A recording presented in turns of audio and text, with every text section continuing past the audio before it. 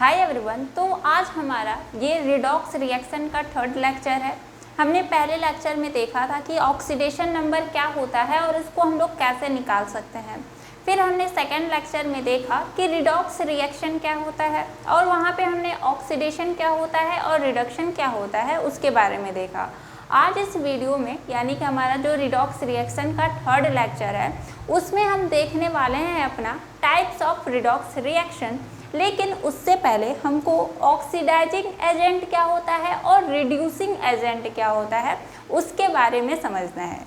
देखो, अगर हम बात करते हैं अपना ऑक्सीडाइजिंग एजेंट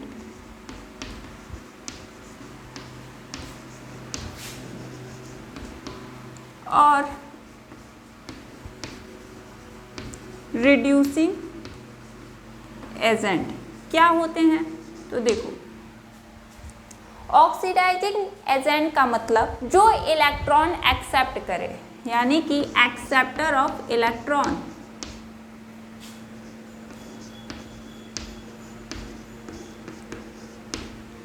और रिड्यूसिंग एजेंट का मतलब जो हमारा इलेक्ट्रॉन डोनेट करे, डोनर ऑफ इलेक्ट्रॉन। हमने सबसे पहले क्या बोला, ऑक्सीडाइजिंग एजेंट। ऑक्सीडाइजिंग एजेंट का मतलब है जो इलेक्ट्रॉन एक्सेप्ट करे और रिड्यूसिंग एजेंट का क्या मतलब है, जो इलेक्ट्रॉन डोनेट करे। अब देखो, जैसे कि अभी हमने कल देखा, हमने कल एक रिएक्शन लिखा था। क्या लिखा था कि जो हमारा सोडियम है वो क्लोरीन के साथ रिएक्ट करके क्या बना लेता है, NaCl बना लेता है। और उसी NaCl को हम लोग किस फॉर्म में लिख सकते हैं, Na+ और Cl-। हमने बस क्या किया, NaCl को, ये हमने पिछले वीडियो में देखा था कि NaCl को हम लोग कैसे लिख सकते हैं, Na+ और Cl-। तो हमने ये लिख लिया। अब इसको बैलेंस कर लेते हैं। तो देखो, यहाँ क्लोरीन के 2 एटम है, यहाँ क्लोरीन का बस 1 एटम है, तो यहाँ हम क्या करेंगे, 2 से मल्टीप्लाई। अब यहाँ पे सोडियम के 2 एटम हो गए और यहाँ पे सोडियम के 1 ही एटम है, तो क्या करेंगे, यहाँ भी 2 से मल्टीप्लाई। अब ये रिएक्शन बैलेंस है। फिर हमने क्या किया था कि ये जो मेरा रिएक्शन है उसको हमने 2 स्टेप में लिखा था। क्या किया था, सबसे पहले स्टेप में हमने क्या लिखा कि ये जो मेरा सोडियम है ये मेरा 2Na+ में चेंज हो जाएगा। कब, जब ये 2 इलेक्ट्रॉन लूज करेगा। कौन, सोडियम। जब सोडियम मेरा 2 इलेक्ट्रॉन लूज करेगा तो 2Na+ में चेंज हो जाएगा। और जो मेरा क्लोरीन है Cl2, ये जो है, ये जब 2 इलेक्ट्रॉन एक्सेप्ट करेगा तो ये किस में चेंज हो जाएगा, 2Cl-। ये सब हमने पिछले वीडियो में देखा था। ठीक है, यहाँ पे क्या हो रहा था, गेन ऑफ इलेक्ट्रॉन। इसको हम क्या बोल रहे थे, ये जो मेरा स्टेप है, जैसे हमने इस रिएक्शन को 2 स्टेप में बांट दिया। अब ये वाला स्टेप का जो रिएक्शन है इसको हम बोल रहे थे ऑक्सीडेशन रिएक्शन। क्या बोल रहे थे, ऑक्सीडेशन रिएक्शन। यहाँ पे क्या हुआ है, यहाँ पे मेरा इलेक्ट्रॉन लूज हुआ है। जहाँ पे इलेक्ट्रॉन लूज हुआ है उस स्टेप वाले रिएक्शन को हम बोल रहे थे ऑक्सीडेशन रिएक्शन। और यहाँ पे जहाँ पे इलेक्ट्रॉन गेन हुआ है स्टेप के रिएक्शन को हम बोल रहे थे रिडक्शन रिएक्शन।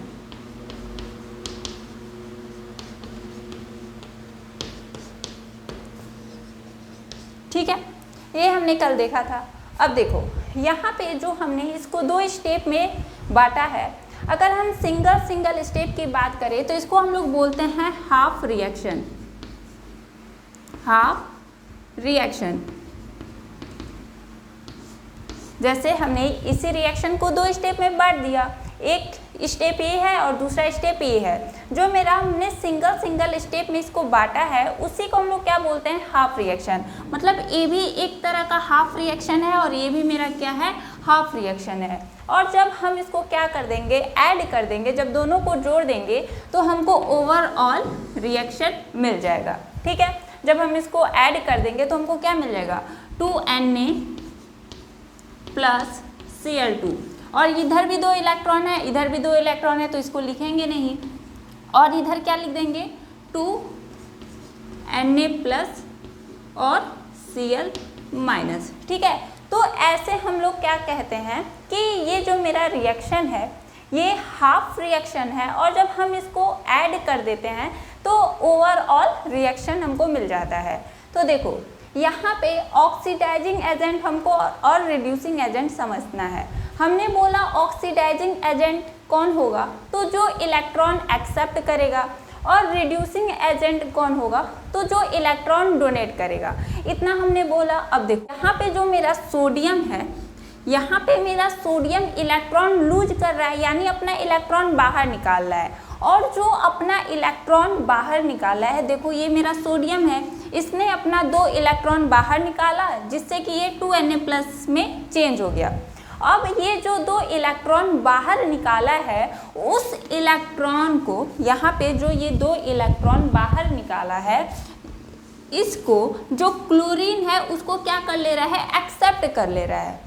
यानी कि सोडियम अपना इलेक्ट्रॉन डोनेट किया और क्लोरीन क्या कर रहा है, उस 2 इलेक्ट्रॉन को एक्सेप्ट कर ले रहा है और किस में चेंज हो जा रहा है, 2Cl- में। ठीक है, देखो हमने क्या बोला कि सोडियम जो है अपना इलेक्ट्रॉन बाहर निकाल रहा है और जो इलेक्ट्रॉन बाहर निकाला है वो क्लोरीन जो है उसको ले रहा है। यानी यहाँ पे सोडियम अपना 2 इलेक्ट्रॉन डोनेट कर रहा है और वही 2 इलेक्ट्रॉन कौन एक्सेप्ट कर रहा है, तो क्लोरीन। तो यहाँ पे सोडियम मेरा क्या हो जाएगा, सोडियम मेरा हो जाएगा रिड्यूसिंग एजेंट। क्या हो जाएगा, रिड्यूसिंग एजेंट। क्यों हो जाएगा, क्योंकि सोडियम जो है वो क्या कर रहा है, इलेक्ट्रॉन डोनेट कर रहा है। और अभी हमने डेफिनेशन देखा, रिड्यूसिंग एजेंट का मतलब क्या है, जो इलेक्ट्रॉन डोनेट करे।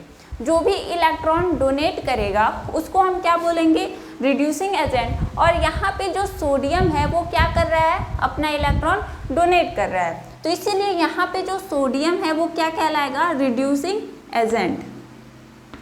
ठीक है, अब देखो क्लोरीन क्या कर रहा है, जो सोडियम अपना इलेक्ट्रॉन डोनेट कर रहा है, क्लोरीन उसको एक्सेप्ट कर रहा है। तो यहाँ पे क्लोरीन क्या हो जाएगा, ऑक्सीडाइजिंग एजेंट। ऑक्सीडाइजिंग एजेंट, क्योंकि अभी हमने डेफिनेशन पढ़ा क्या कि ऑक्सीडाइजिंग एजेंट कौन होता है, जो इलेक्ट्रॉन को एक्सेप्ट करे। कोई भी है अगर इलेक्ट्रॉन एक्सेप्ट कर रहा है तो इसका मतलब वो क्या है, तो ऑक्सीडाइजिंग एजेंट है। और अगर कोई इलेक्ट्रॉन डोनेट कर रहा है तो वो क्या है, मेरा रिड्यूसिंग एजेंट है। ठीक है, तो यहाँ से समझे होगे आप लोग कि ऑक्सीडाइजिंग एजेंट क्या होता है, रिड्यूसिंग एजेंट क्या होता है। तो देखो फिर से एक बार देख लो, ऑक्सीडाइजिंग एजेंट का मतलब जो इलेक्ट्रॉन एक्सेप्ट करे, रिड्यूसिंग एजेंट का मतलब जो इलेक्ट्रॉन डोनेट करे। अब यहाँ पे ये जो मेरा एग्जाम्पल है उसी से हम लोग समझते हैं। यहाँ पे सोडियम और क्लोरीन आपस में मिलकर के क्या बना रहे हैं, NaCl। ठीक है, ये तो क्लियर है, इसमें तो कोई दिक्कत नहीं होगा। ठीक है, अब देखो यहाँ पे जो सोडियम है ये क्या करता है, अपना इलेक्ट्रॉन बाहर निकालता है, अपना इलेक्ट्रॉन लूज करता है। यानी जो इलेक्ट्रॉन उसने बाहर निकाला, क्लोरीन क्या करेगा, यहाँ पे क्लोरीन बैठा ही हुआ है, वो क्या करेगा कि सोडियम के इलेक्ट्रॉन को खुद एक्सेप्ट कर लेगा। यानी कि इस केस में क्या कर रहा है, सोडियम अपना इलेक्ट्रॉन डोनेट कर रहा है और जो इलेक्ट्रॉन डोनेट करता है उसको हम लोग क्या बोलते हैं, रिड्यूसिंग एजेंट। इसीलिए सोडियम यहाँ पे क्या है, रिड्यूसिंग एजेंट है।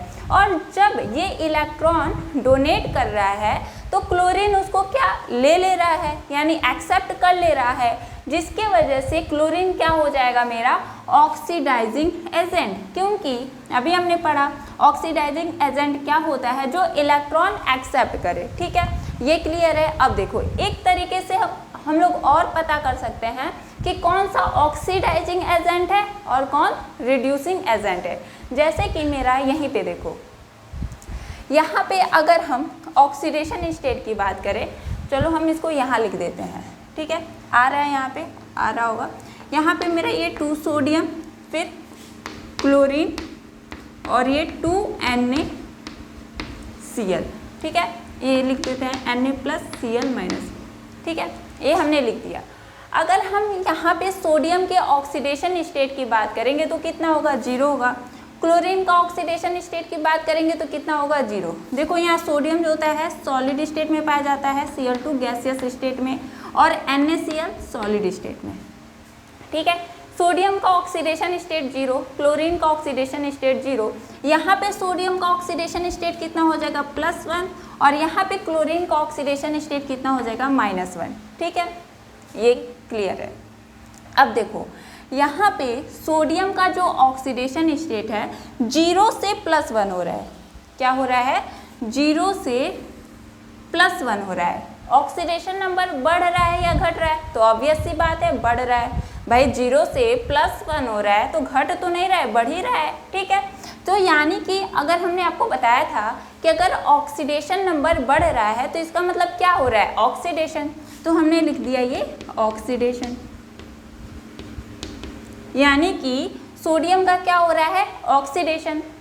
अब बात करते हैं क्लोरीन की। तो देखो यहाँ पे क्लोरीन का ऑक्सीडेशन नंबर 0 और यहाँ पे ऑक्सीडेशन नंबर -1, यानी कि यहाँ पे ऑक्सीडेशन नंबर बढ़ रहा है या घट रहा है?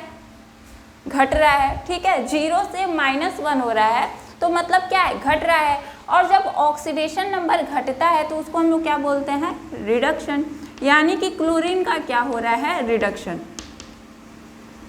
ठीक है, ये हमने कल सीख भी लिया था।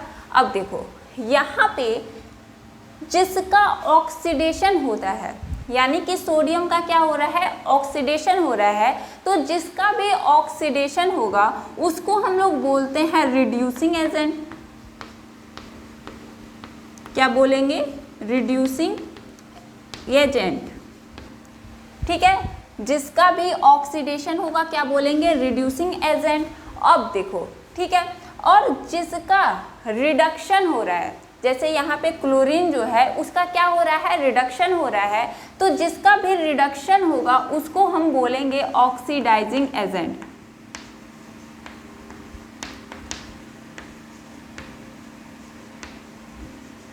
ठीक है, देखो हमने क्या बोला? सबसे पहले तो आपको ये बताया गया कि ऑक्सीडाइजिंग एजेंट क्या होता है, रिड्यूसिंग एजेंट क्या होता है। तो जो इलेक्ट्रॉन एक्सेप्ट कर लेगा उसको ऑक्सीडाइजिंग एजेंट बोलेंगे और जो इलेक्ट्रॉन डोनेट करेगा उसको हम लोग रिड्यूसिंग एजेंट बोलेंगे। फिर यहाँ पे हमने इस एग्जाम्पल से समझा कि सोडियम जो है अपना इलेक्ट्रॉन डोनेट कर रहा है, जिसके वजह से हम इसको रिड्यूसिंग एजेंट बोल रहे हैं। बाय डेफिनेशन के हिसाब से हम इसको क्या बोले हैं? Reducing agent. ये क्लियर है? ठीक है। और क्लोरीन क्या कर रहा है? इलेक्ट्रॉन एक्सेप्ट कर रहा है, तो इसको हम क्या बोलेंगे? Oxidising agent. ये तो ठीक है। अब फिर हमने दूसरे तरीके से कैसे बताया? जैसे हमने क्या किया? सबका ऑक्सीडेशन नंबर लिख लिया। सोडियम जो है अपने एलिमेंटल स्टेट में है, इसीलिए इसका ऑक्सीडेशन नंबर 0। ठीक है, Cl2 भी एलिमेंटल स्टेट में है तो इसका ऑक्सीडेशन नंबर 0। यहाँ पे NaCl में सोडियम का ऑक्सीडेशन नंबर +1 और क्लोरीन का -1। अब देखो सोडियम का यहाँ पे 0 से कितना हो रहा है? +1, यानी कि ऑक्सीडेशन नंबर बढ़ रहा है। तो ऑक्सीडेशन नंबर जब बढ़ता है तो हम बोलते हैं वहाँ पे ऑक्सीडेशन हुआ, यानी सोडियम का क्या हुआ? ऑक्सीडेशन। ठीक है, और यहाँ पे क्लोरीन जो है इसका ऑक्सीडेशन नंबर 0 से क्या हुआ है? -1। तो जहाँ पे ऑक्सीडेशन नंबर घटता है वहाँ हम बोलते हैं कि रिडक्शन हुआ है, यानी कि यहाँ पे क्लोरीन का क्या हो गया? रिडक्शन। ये क्लियर है? ठीक है। अब देखो यहाँ पे ये बोला गया कि जिसका ऑक्सीडेशन होता है, यानी सोडियम का यहाँ ऑक्सीडेशन हुआ है, तो जिसका भी ऑक्सीडेशन होगा उसको हम बोलेंगे रिड्यूसिंग एजेंट। ठीक है, जिसका भी ऑक्सीडेशन होगा उसको हम क्या बोलेंगे? रिड्यूसिंग एजेंट बोलेंगे। और जिसका रिडक्शन हुआ है, जैसे कि यहाँ पे क्लोरीन का रिडक्शन हुआ है, उसको हम लोग बोलते हैं ऑक्सीडाइजिंग एजेंट। जिसका ऑक्सीडेशन हुआ है उसको रिड्यूसिंग एजेंट और जिसका रिडक्शन हुआ है उसको हम लोग क्या बोलेंगे? Oxidising agent. तो ये कंसेप्ट था हमारा ऑक्सीडाइजिंग एजेंट और रिड्यूसिंग एजेंट का। ठीक है, ये हमने देख लिया। अब हम देखने वाले हैं अपना टाइप्स ऑफ रिडॉक्स रिएक्शन। आप इसको तब तक नोट कीजिए, हम इसको इरेज करते हैं। तो अब हमको पढ़ना है अपना टाइप्स ऑफ रिडॉक्स रिएक्शन। इसमें सबसे पहले हम पढ़ने वाले हैं कॉम्बिनेशन रिएक्शन।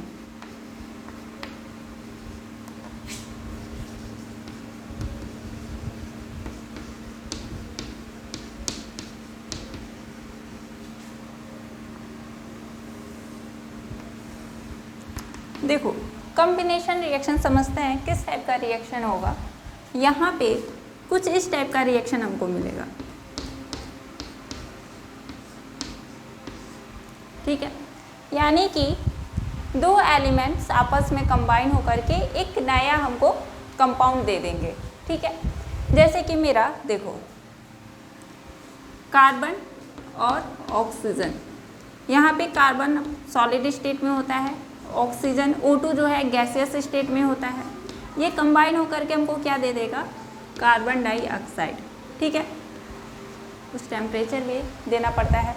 ठीक है, देखो यहाँ पे हम पढ़ रहे हैं कॉम्बिनेशन रिएक्शन। तो इस टाइप का कुछ रिएक्शन है कि दो मेरे पास रिएक्टेंट होंगे, आपस में कंबाइन होकर के वो प्रोडक्ट बना देंगे। यहाँ पे ये और जो बी है दोनों में से कोई अपने एलिमेंटल स्टेट में होना चाहिए।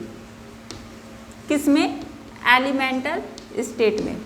हमने क्या बोला कि जैसे कि जनरल इक्वेशन क्या है, जनरल रिएक्शन अगर हम बोलें यहाँ पे कॉम्बिनेशन रिएक्शन का, तो कुछ इस तरह से होगा, यानी कि दो रिएक्टेंट आपस में कंबाइन होकर के हमको प्रोडक्ट देगा। यहाँ पे जो मेरा रिएक्टेंट ए है और ये जो बी है, दोनों में से कोई एक जो है एलिमेंटल स्टेट में होना चाहिए, या तो दोनों में से कोई एक हो या दोनों हो। ठीक है, मतलब कम से कम एक जो है वो अपने एलिमेंटल स्टेट में होना चाहिए। अब बात आता है कि एलिमेंटल स्टेट का मतलब क्या है। तो देखो, अगर कोई एलिमेंट नेचर में वो जिस फॉर्म में एग्जिस्ट करता है, अगर वो उसी फॉर्म में है तो हम उसको बोलेंगे उसका एलिमेंटल स्टेट। जैसे कि मेरा अगर हम ऑक्सीजन की बात करें तो ऑक्सीजन जो है वो नेचर में O2 गैसेस स्टेट में प्रेजेंट होता है, इस फॉर्म में एग्जिस्ट करता है, तो हम बोलेंगे कि ये ऑक्सीजन का एलिमेंटल स्टेट है। ठीक है, ये वैसे जब हम लोग ऑक्सीडेशन स्टेट निकालना सीख रहे थे तो भी आपको बताया गया था, यहाँ भी आप लोग जान गए। तो देखो, ठीक है, यहाँ पे हमने क्या बोला कि कुछ इस टाइप का रिएक्शन होगा और यहाँ पे ए या फिर बी या फिर दोनों किस में होने चाहिए, एलिमेंटल स्टेट में। तो देखो हमने एक एग्जांपल लिया, यहाँ पे कार्बन और ऑक्सीजन आपस में कंबाइन होकर कार्बन डाइऑक्साइड बना लिए।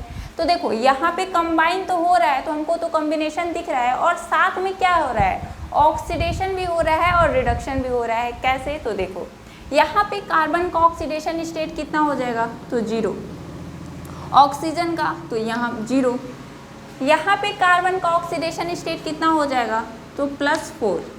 आप लोग निकाल सकते हो, जैसे मान लो कि कार्बन का हमको निकालना है तो हम लोग x मान लेंगे, ऑक्सीजन का हमको पता है कितना होता है -2। तो यहाँ पे ऑक्सीजन के 2 एटम हैं, तो क्या करेंगे, 2 से मल्टीप्लाई 2 × -2, और इसको किसके इक्वल कर देंगे, तो 0 के इक्वल कर देंगे। तो यहाँ से जब x की वैल्यू निकालेंगे तो कितना आ जाएगा, +4, यानी कि कार्बन का जो ऑक्सीडेशन स्टेट है कितना निकला, +4, और ऑक्सीजन का कितना है, तो -2।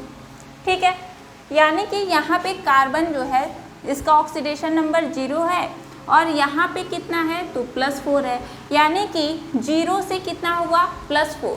तो इसका मतलब ऑक्सीडेशन नंबर बढ़ा या फिर घटा, बढ़ा ना, इसमें कोई प्रॉब्लम नहीं। ठीक है, तो यानी कि ऑक्सीडेशन नंबर बढ़ रहा है, तो ऑक्सीडेशन नंबर बढ़ेगा तो क्या बोलेंगे, ऑक्सीडेशन, यानी कि कार्बन का क्या हो गया, ऑक्सीडेशन। ठीक है, अब ऑक्सीजन की बात कर लेते हैं। यहाँ पे ऑक्सीजन का ऑक्सीडेशन नंबर 0, यहाँ पे ऑक्सीजन का ऑक्सीडेशन नंबर -2, 0 से क्या हुआ, -2 हो गया। या अब बताओ ऑक्सीडेशन नंबर बढ़ा या फिर घटा, घटा। ठीक है, यानी ऑक्सीडेशन नंबर घटा है तो हम क्या बोले, रिडक्शन होगा, तो हमने लिख दिया रिडक्शन। यानी यहाँ भी क्या हो रहा है, किसी एक का ऑक्सीडेशन हो रहा है, किसी दूसरे का रिडक्शन हो रहा है, तो ये भी एक क्या है, रिडॉक्स रिएक्शन है। ठीक है, और ये किस टाइप में आ जाएगा, मेरा कॉम्बिनेशन रिएक्शन। ठीक है, क्योंकि यहाँ पे दो रिएक्टेंट आपस में कंबाइन हो रहे हैं और यहाँ पे ऑक्सीडेशन और साथ में रिडक्शन भी हो रहा है। ठीक है, तो ये तो हमने देख लिया, अपना पहला टाइप देख लिया क्या है हमारा, तो कॉम्बिनेशन रिएक्शन। अब हम देखते हैं अपना सेकेंड टाइप, जो कि है मेरा डिसोसिएशन रिएक्शन।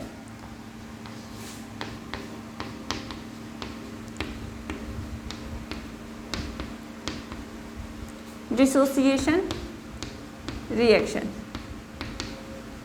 देखो डिसोसिएशन रिएक्शन बताने से पहले यहाँ पे हमने ये नहीं बताया, जैसे हमने बोला ए या फिर बी या फिर दोनों एलिमेंटल स्टेट में होने चाहिए। यहाँ पे हमने एग्जांपल लिया तो देखो कार्बन नेचर में सॉलिड स्टेट में ही पाया जाता है, यहाँ भी कार्बन सॉलिड स्टेट में ही है, और यहाँ पे जो ऑक्सीजन है वो मेरा नेचर में गैसियस स्टेट में पाया जाता है, और ये भी यहाँ पे क्या है, गैसियस स्टेट में ही है। तो यानी कि यहाँ पे ये जो मेरे दोनों हैं वो क्या है, एलिमेंटल स्टेट में है। ठीक है, अब देखो यहाँ पे हम बात करते हैं अपना डिसोसिएशन रिएक्शन। तो डिसोसिएशन रिएक्शन में मेरा कुछ इस टाइप का रिएक्शन होगा, जैसे कि मान लो मेरे पास कोई रिएक्टेंट है और इससे हमको क्या मिलेगा, बी और सी। ठीक है, एक एग्जांपल से समझते हैं, जैसे कि मेरा H2O है, ठीक है, जो कि लिक्विड स्टेट में होगा, और H2O से हमको क्या मिल जाएगा, हाइड्रोजन और ऑक्सीजन। अब रिएक्शन को थोड़ा बैलेंस कर लेते हैं, इधर ऑक्सीजन कितना है, 2 है, इधर ऑक्सीजन 1 है, तो क्या करेंगे, 2 से मल्टीप्लाई। अब हाइड्रोजन की संख्या 4, इधर 2, क्या कर दे, 2 से मल्टीप्लाई। अब ये रिएक्शन बैलेंस है। ठीक है, इसको हमको, ठीक है, अब ठीक है। अब देखो यहाँ पे क्या हो रहा है, 1 से 2 प्रोडक्ट बन रहा है, एक रिएक्टेंट से 2 प्रोडक्ट बनेगा। और यहाँ भी देखो, जैसे हमने ये बोला कि यहाँ पे ए या फिर बी में क्या होने चाहिए, दोनों एलिमेंटल स्टेट में हो या फिर कोई एक एलिमेंटल स्टेट में होनी चाहिए। उसी तरह से यहाँ भी इस भी रिएक्शन में बी और सी में या तो दोनों एलिमेंटल स्टेट में हो या कोई एक हो, मतलब या कम से कम एक होना चाहिए। अगर दोनों है तो कोई बात नहीं है। ठीक है, मतलब कम से कम एक एलिमेंटल स्टेट में होना चाहिए। तो देखो यहाँ पे हाइड्रोजन जो होता है गैसियस स्टेट में होता है और ऑक्सीजन भी क्या होता है, गैसियस स्टेट में। ठीक है, तो इस तरह का जो रिएक्शन होगा उसको हम लोग क्या कहते हैं, डिसोसिएशन रिएक्शन। ठीक है, जहाँ पे एक रिएक्टेंट से हमको 2 प्रोडक्ट मिल जाए, ठीक है, और दोनों प्रोडक्ट में से कोई एक या फिर दोनों अपने एलिमेंटल स्टेट में होने चाहिए। ठीक है, तो ये तो हो गया हमारा डिसोसिएशन रिएक्शन। अब हम अपना नेक्स्ट देखते हैं क्या है मेरा, तो देखो नेक्स्ट है हमारा डिस्प्लेसमेंट रिएक्शन। काफ़ी इंपॉर्टेंट है ये डिस्प्लेसमेंट रिएक्शन। ठीक है, देखो डिस्प्लेसमेंट रिएक्शन में क्या होता है, कुछ इस टाइप के रिएक्शन हमको देखने को मिलेंगे। जैसे मान लो AX है प्लस YZ, और जब ये प्रोडक्ट बनेगा तो हमको मिलेगा Y प्लस XZ। ठीक है, यानी कि यहाँ पे क्या होता है कि कोई एक एटम किसी दूसरे एटम से डिस्प्लेस हो जाता है। ठीक है, क्या होगा, जैसे कि यहाँ पे देख सकते हो, यहाँ पे मेरे पास पहले कंपाउंड YZ था। ठीक है, अब देखो रिएक्टेंट में YZ है और जब ये प्रोडक्ट बन गया तो XZ हो गया। तो ये X कहाँ से आया है, यही तो X है।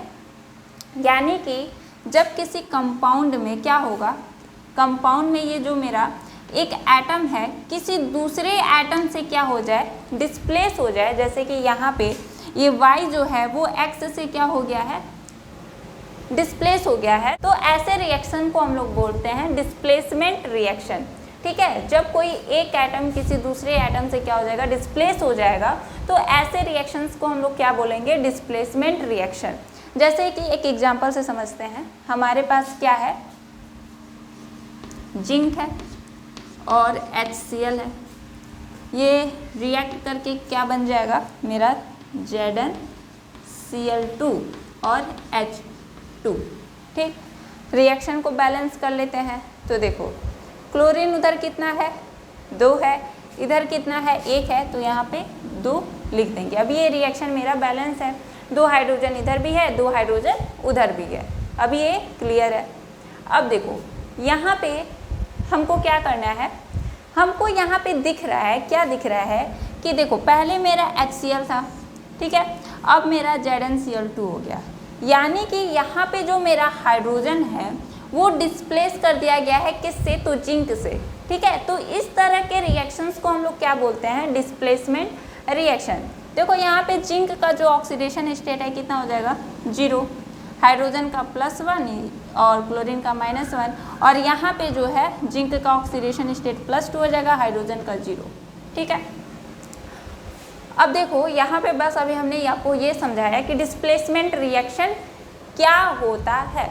ठीक है, क्या होता है, तो जब किसी रिएक्शन में, जैसे कि ये मेरा रिएक्शन है, यहाँ पे क्या हो रहा है कि कोई कंपाउंड में से कोई एक एटम किसी दूसरे एटम से डिस्प्लेस हो जाएगा, तो क्या हम बोलेंगे ऐसे रिएक्शन को, डिस्प्लेसमेंट रिएक्शन, और साथ में ऑक्सीडेशन भी होगा और रिडक्शन भी होगा। जैसे कि ये मेरा रिएक्शन है, तो देखो यहाँ पे जिंक का ऑक्सीडेशन नंबर पहले 0 था, अब +2 हो गया, यानी यहाँ पे क्या हुआ, ऑक्सीडेशन हुआ।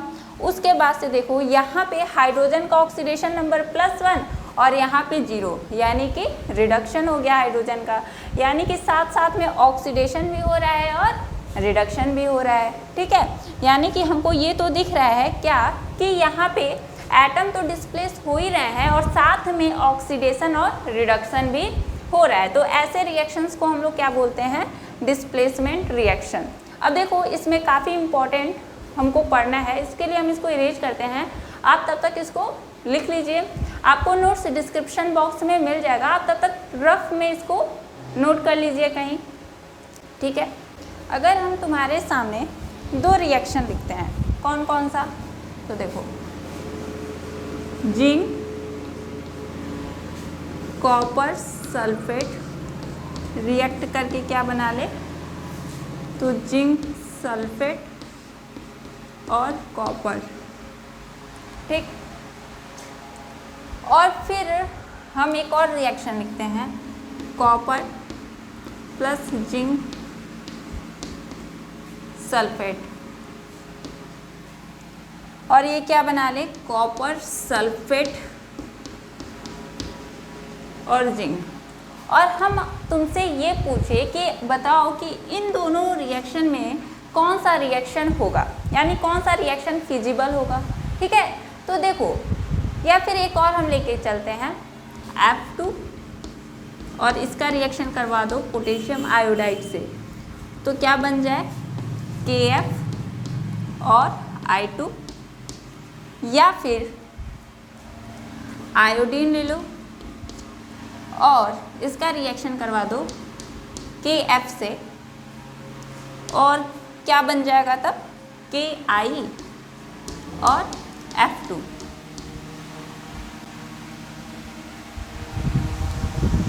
तो अगर पूछा जाए कि इन दोनों रिएक्शन में से या फिर इन दोनों रिएक्शन में से कौन सा रिएक्शन पॉसिबल है, ये पॉसिबल है या फिर ये पॉसिबल है, या दोनों पॉसिबल है, या फिर इन दोनों में से ये पॉसिबल है या फिर ये पॉसिबल है, या फिर दोनों पॉसिबल है या कोई नहीं पॉसिबल है, तो इस क्वेश्चन का आंसर पता करने के लिए हमको पढ़ना है स्टैंडर्ड रिडक्शन पोटेंशियल सीरीज। ठीक है, तो तब तक इरेज कर रहे हैं क्योंकि स्पेस नहीं है अभी फिलहाल यहाँ पे।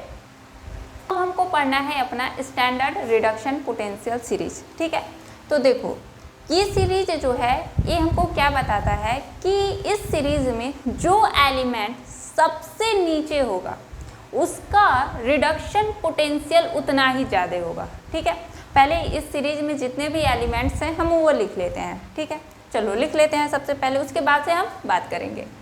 सबसे पहले आएगा मेरा लिथियम, फिर पोटेशियम, फिर barium, strontium, calcium, sodium, magnesium, aluminium, इधर लिखा जाए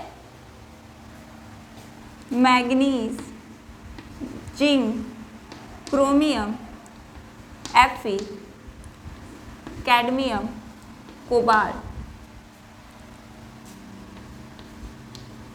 निकिल, टीन Sn, ठीक, Pb और हाइड्रोजन, फिर कॉपर, मरकरी, सिल्वर, प्लेटिनम, और फिर मेरा गोल्ड Au, और फिर मेरा लास्ट में आयोडीन, फ्लोरीन, फिर मेरा Br2, फिर मेरा Cl2 और ये लास्ट में मेरा F2। ठीक है, तो देखो इसको याद करने का भी ट्रिक है। अब कैसे, जैसे कि हम लोग जब क्लास 11th में थे तो हम लोग के टीचर जैसे याद करवाए थे, ट्रिक बताए थे, उसी ट्रिक के साथ से अभी तक मुझको याद है, वरना अभी फ़िलहाल में हम भी भूल गए थे। लेकिन अभी मैंने जो ट्रिक था वो देखा था, फिर मुझको सारा याद आ गया। ठीक है, देखो यहाँ पे जो ट्रिक बताया गया था वही ट्रिक हम आपको भी बता देते हैं। क्या बताया गया था, देखो लल्लन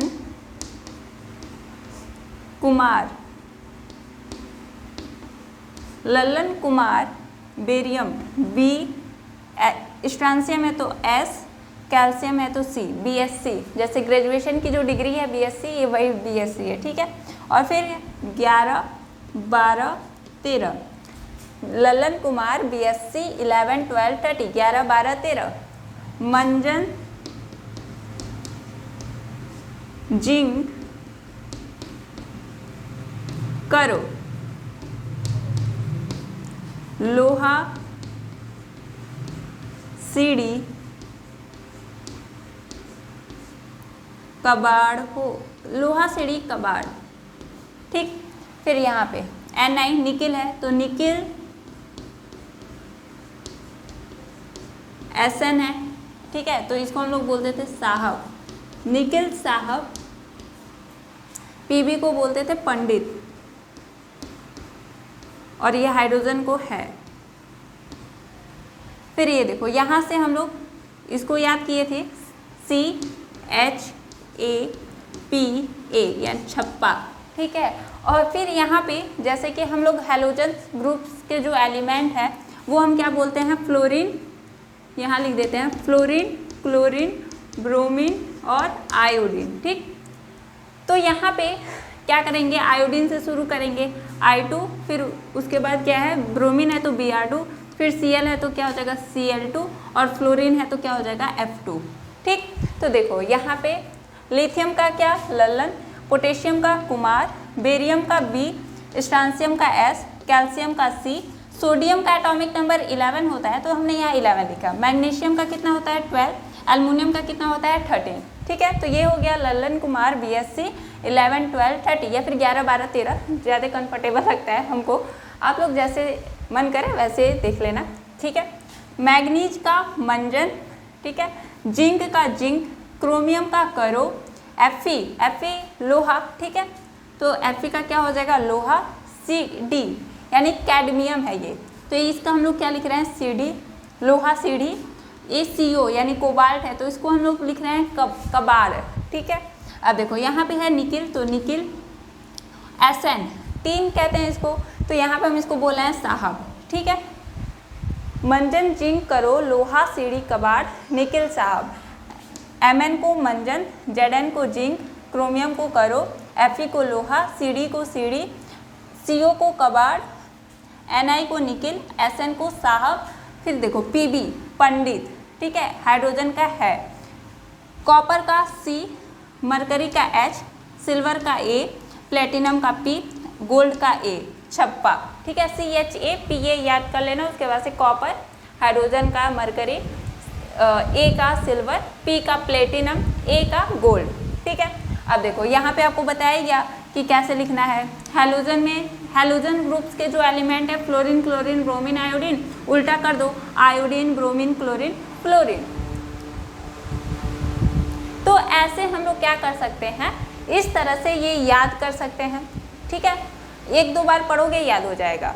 तो फिर से एक बार साथ में बोलो, क्या है, लल्लन कुमार BSc 11, 12, 13, मंजन जिंक करो लोहा सीढ़ी कबाड़, निकिल साहब पंडित हैं छप्पा। ठीक है, उसके बाद से ये आपको याद हो जाएगा क्योंकि ये तो सिंपल है। ठीक है, तो लल्लन का लिथियम, कुमार का पोटेशियम, और बी का बेरियम, एस का स्ट्रांसियम, सी का कैल्शियम, 11 का सोडियम, 12 का मैग्नीशियम, 13 का एल्युमिनियम, मंजन का मैग्नीज, जिंक का जिंक, करो का क्रोमियम, लोहा का Fe, यानी कि Fe क्या आयरन ही होता है, ठीक है। और फिर मेरा Cd यानी Cd कैडमियम, कबाड़ यानी कोबाल्ट, निकिल का निकिल है, ठीक है। साहब का क्या हो जाएगा, टीन है, Sn है, ठीक है, सिंबल Sn होता है। पंडित का हम लोग ने क्या लिखा है, Pb लिखा है, ठीक है। हाइड्रोजन का है, ये पंडित है तो है का हाइड्रोजन। फिर हमने क्या लिखा है, सी का कॉपर, करी, ए का सिल्वर, पी का प्लेटिनम, ए का गोल्ड, और फिर आयोडीन, ब्रोमीन, क्लोरीन, फ्लोरीन, ठीक है। तो इस तरह से हम लोग को ये याद कर लेना है।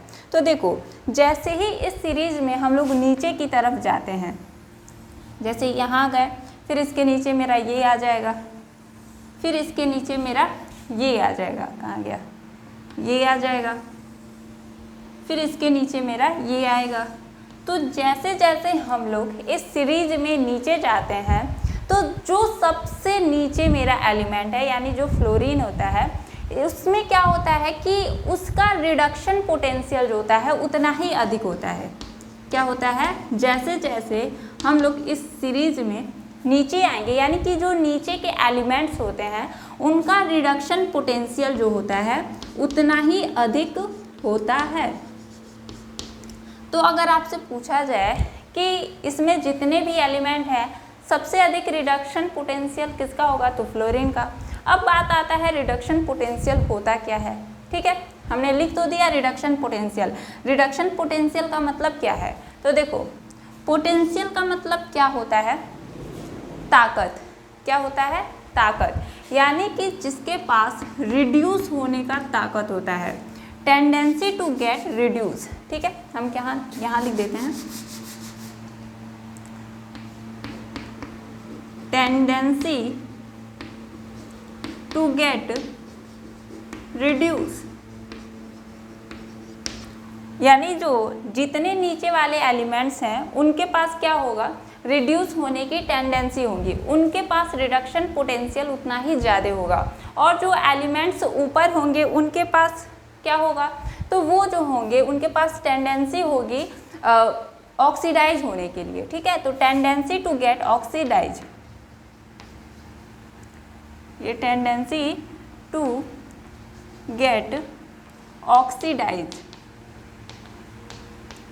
जो नीचे होंगे उनके पास ये टेंडेंसी होंगे कि वो रिड्यूस हो जाएंगे, और जो ऊपर है उनके पास ये टेंडेंसी होगा कि वो ऑक्सीडाइज हो जाएंगे। देखो इस सीरीज में जो मेरा स्टैंडर्ड रिडक्शन पोटेंशियल है उसको बढ़ते क्रम में रखा गया है, ठीक है।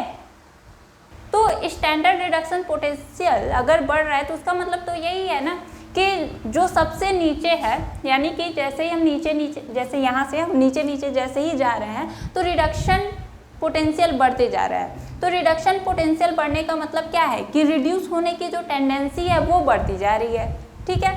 तो रिड्यूस यानी कि जो हमारे इस सीरीज में जितने नीचे जो भी एलिमेंट्स हैं उनके पास वो टेंडेंसी उतनी ही अधिक है रिड्यूस होने की, और ऊपर वाले जो एलिमेंट्स हैं उनके पास ये टेंडेंसी है कि वो उतना ही जल्दी ऑक्सीडाइज हो जाएंगे, ठीक है।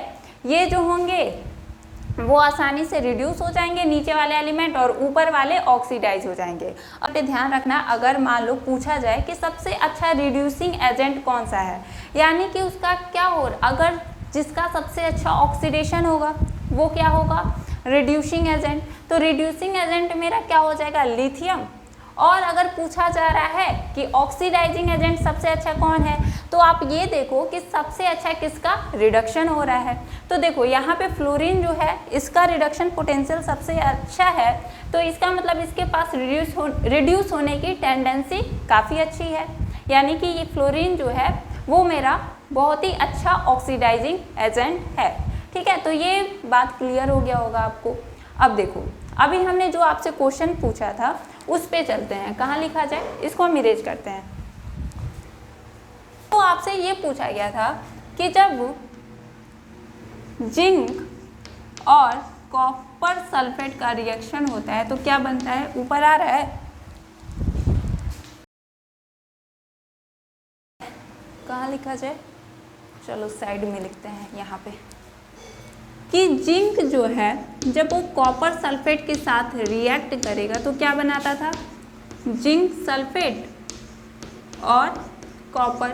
ठीक है, तो यहाँ पे देखो जिंक का ऑक्सीडेशन नंबर 0 और यहाँ पे कॉपर का ऑक्सीडेशन नंबर +2 और यहाँ पे जिंक का ऑक्सीडेशन नंबर +2 और कॉपर का 0।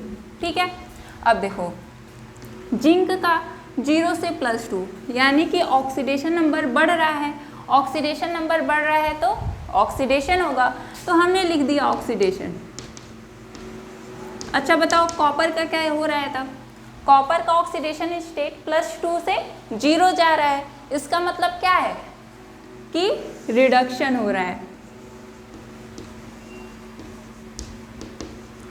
ठीक है, तो जब रिडक्शन हो रहा है यहाँ पे, अब देखो अब ये जो हमारा सीरीज है उसमें हमको ये देखना है कि जिंक और कॉपर में नीचे कौन है, क्योंकि जो नीचे होगा वही क्या होगा, रिड्यूस होगा। अगर कॉपर नीचे होगा, ये जैसे अगर मान लो सपोज डेट अगर कॉपर नीचे है तब हम कहेंगे या इस रिएक्शन में भी कॉपर क्या हो रहा है, रिड्यूस हो रहा है, और यहाँ इस सीरीज में भी कॉपर क्या है, नीचे है, यानी कि उसका रिडक्शन पोटेंशियल अधिक है, तो उस केस में ये जो रिएक्शन होगा वो फिजिबल होगा। लेकिन अगर कॉपर हमको ऊपर मिल गया तब उस केस में ये रिएक्शन फिजिबल नहीं होगा, क्योंकि वहाँ पे अगर जिंक नीचे मिल रहा है तो जिंक का रिडक्शन होना चाहिए।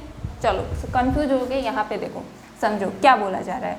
यहाँ पे क्या हो रहा है, हमको ये देखना है कि जिंक और कॉपर में कौन ऊपर है कौन नीचे है। ठीक है, तो देखो जिंक कहाँ है, ये मेरा जिंक रहा।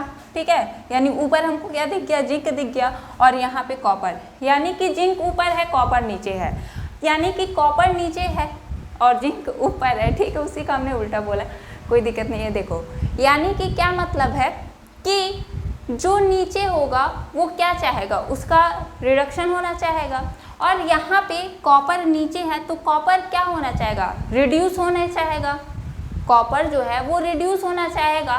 ठीक है, और यहाँ पे भी क्या हो रहा है, कॉपर रिड्यूस ही हो रहा है, क्योंकि ऑक्सीडेशन स्टेट +2 से क्या हो रहा है, 0 हो रहा है, यानी कि कॉपर यहाँ पे रिड्यूस हो रहा है, तो ये जो रिएक्शन है मेरा क्या होगा, फिजिबल होगा। और ठीक जो हमने इसका उल्टा लिखा था, क्या लिखा था, तो पहले हमने लिखा था, इसको क्या किया जाए, इरेज कर दिया जाए।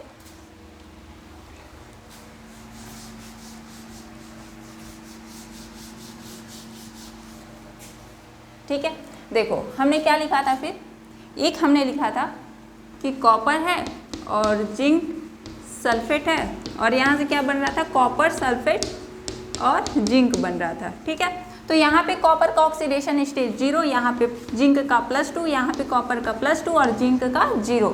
तो देखो कॉपर का 0 से कितना हुआ, +2 हुआ, तो यानी कि यहाँ पे कॉपर का ऑक्सीडेशन हो रहा है। क्या कॉपर ऑक्सीडाइज होना चाहेगा, बिल्कुल नहीं। यहाँ पे कॉपर क्या हो रहा है, कॉपर का ऑक्सीडेशन हो रहा है, कॉपर का क्या हो रहा है, ऑक्सीडेशन, या ऑक्सीडेशन लिख देते हैं।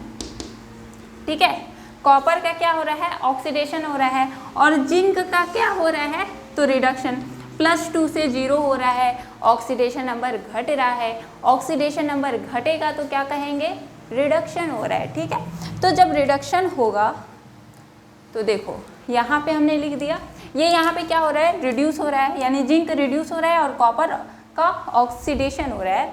जबकि अगर हम देखें यहाँ पे अगर जिंक नीचे होता इस सीरीज में तब तो ये रिएक्शन सही होता। ठीक है, लेकिन जिंक तो नीचे है नहीं, जिंक तो ऊपर है, तो यहाँ पे जिंक रिड्यूस होना नहीं चाहेगा, कौन होना चाहेगा, तो कॉपर होना चाहेगा। तो यानी कि ये जो रिएक्शन है ये फिजिबल नहीं है, और यहाँ पे ये जो रिएक्शन है वो फिजिबल है। क्यों फिजिबल है, क्योंकि यहाँ पे कॉपर रिड्यूस हो रहा है। ठीक है, चलो ज़्यादा अब नहीं बोलेंगे, आप लोग कंफ्यूज हो जाओगे। ठीक है, अब ये हो गया। और इसी तरह से आप लोग देख लेना जो हमारा दूसरा रिएक्शन था, जो ठीक है वो अभी और भी हमको पढ़ना है, तो चलो करवा ही देते हैं, वहाँ भी समझ लो क्या था हमारे पास, क्या रिएक्शन था। हाँ देखो F2 था और इसका रिएक्शन हमने पोटेशियम आयोडाइड के साथ करवाया था, तो क्या बना था, ये KF और I2, और दूसरा क्या था मेरे पास, I2 था और इसका रिएक्शन KF के साथ करवाए थे, तो क्या बना था हमारा KI और F2। कौन सा रिएक्शन होगा, कौन सा रिएक्शन नहीं होगा, कौन सा रिएक्शन फिजिबल है और कौन सा नहीं है, ये हमको देखना था। तो देखो फ्लोरीन और आयोडीन में सबसे पहले ऑक्सीडेशन नंबर निकाल लेते हैं। तो यहाँ पे फ्लोरीन का 0 है, यहाँ पे -1 है, ठीक है। आयोडीन का यहाँ -1 है और यहाँ पे 0 है। तो इस रिएक्शन में देखो फ्लोरीन क्या हो रहा है, फ्लोरीन का रिडक्शन हो रहा है और आयोडीन का क्या हो रहा है, ऑक्सीडेशन हो रहा है, ठीक है। दिख रहा है फ्लोरीन 0 से -1 यानी रिड्यूस हो रहा है। तो देखो हमने अभी जो ये सीरीज बनाया है उसमें फ्लोरीन जो है सबसे नीचे है, यानी इसके पास ये क्या होना चाहेगा, रिड्यूस होना चाहेगा। और इस पहले वाले रिएक्शन में ही जो फ्लोरीन है वो रिड्यूस हो रहा है। तो अगर ये रिड्यूस हो रहा है तो इसका मतलब कि ये जो है ये रिएक्शन मेरा फिजिबल है और ये रिएक्शन जो होगा वो मेरा फिजिबल नहीं होगा, क्योंकि देखो यहाँ पे आयोडीन का ऑक्सीडेशन नंबर 0, यहाँ पे फ्लोरीन का -1, यहाँ पे आयोडीन का कितना हो जाएगा -1 और यहाँ पे फ्लोरीन का 0। यहाँ पे फ्लोरीन जो है ऑक्सीडाइज हो रहा है और आयोडीन जो है वो क्या हो रहा है, रिड्यूस हो रहा है, जबकि ये क्या हो जाएगा, गलत हो जाएगा। ये रिएक्शन फिजिबल नहीं होगा क्योंकि ये फ्लोरीन क्या होना चाहेगा, रिड्यूस होना चाहेगा और यहाँ पे ये तो ऑक्सीडाइज हो रहा है, तो ये ऑक्सीडाइज नहीं होना चाहेगा, ठीक है। तो ये हमने देख लिया। अब हम अपना चलते हैं नेक्स्ट टाइप ऑफ रिएक्शन पे। आप इसको नोट कर लीजिए और हम इसको क्या करते हैं, अब इरेज कर रहे हैं। तो अब हमारा बस एक और टाइप बच गया है, 4 है ये,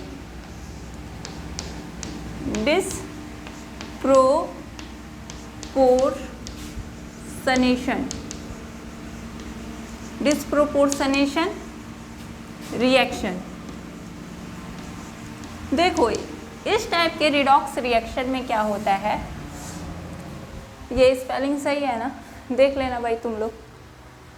देखो डिस्प्रोपोर्शनेशन रिएक्शन में क्या होता है कि इसमें जो है एक एलिमेंट का ऑक्सीडेशन भी हो जाएगा और उसी का रिडक्शन भी हो जाएगा। जैसे अभी तक हमने देखते आ रहे थे कि एक स्पीसीज का ऑक्सीडेशन हो रहा था तो किसी दूसरे का रिडक्शन, मतलब एक का ऑक्सीडेशन होगा तो दूसरे का रिडक्शन होता था, ठीक है। यहाँ पे क्या होगा कि एक ही एलिमेंट का ऑक्सीडेशन और रिडक्शन होगा, ठीक है। देखो समझते हैं, जैसे कि मेरा एग्जाम्पल ले लेते हैं, H2O2 है जो कि एक्वस होगा और इससे हमको क्या मिलेगा, तो H2O और O2, O2 गैसियस स्टेट में, H2O लिक्विड स्टेट में। रिएक्शन बैलेंस तो नहीं दिख रहा है।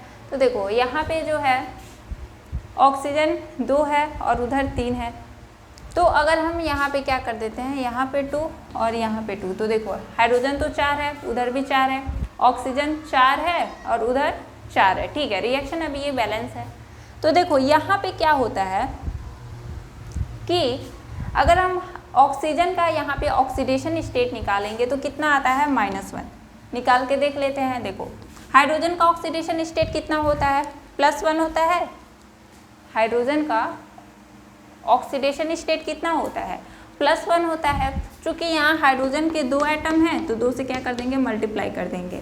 अब ऑक्सीजन का ऑक्सीडेशन स्टेट कितना होता है, निकालना ही है, यही तो हमको निकालना है, ठीक है। तो यहाँ पे मान लेंगे कि x और इसके 2 एटम हैं तो 2 से मल्टीप्लाई, और इसको किसके इक्वल करेंगे, तो 0 के इक्वल करेंगे।